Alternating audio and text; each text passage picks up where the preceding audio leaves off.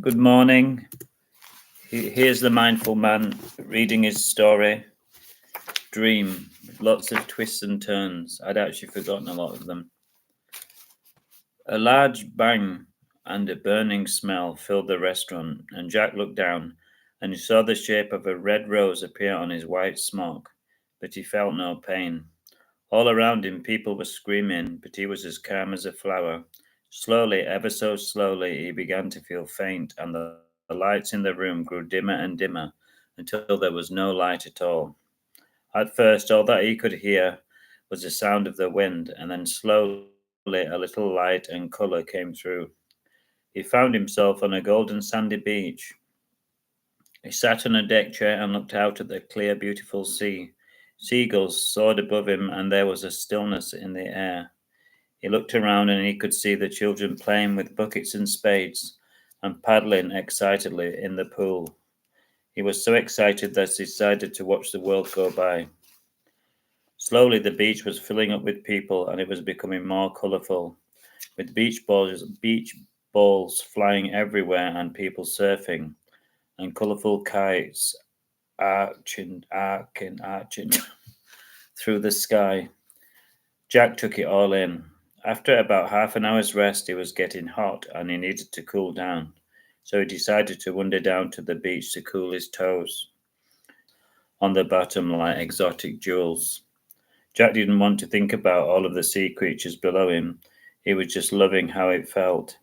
A hang glider hung in the sky above him and momentarily distracted him, and a couple of young blonde surfers rushed into the foamy waves in front of him, but he had no desire to follow them. The deck chair was so comfortable that he was drifting in and out of daydreams, and the time was passing by like a jet plane.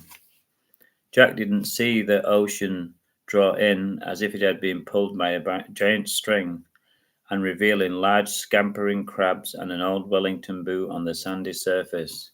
Far in the distance, a giant wave was moving and picking up speed, taking everything with it in its path. It rose as high as a tower block and it moved with the speed of a sports car at top gear. Jack squinted out at the edge of the ocean and he didn't know what he was looking at.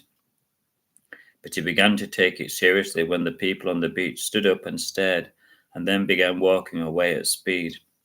He heard a rumble in the distance like thunder and it was getting closer. He could see the wave rising and coming towards him, growing in size as it did so. It was time to leave.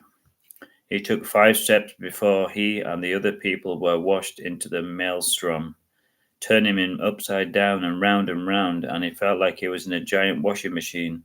There was no escape. He saw a bicycle below him, and then a couple of deck chairs floated by over his head. It was like he was under a sheet of glass, and safety was inches above him, as clear as day, but the glass was unbreakable.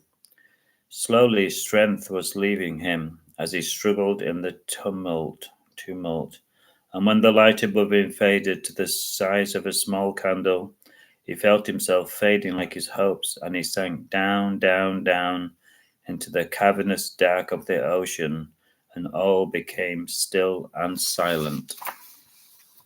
Hope you enjoyed that crazy chapter.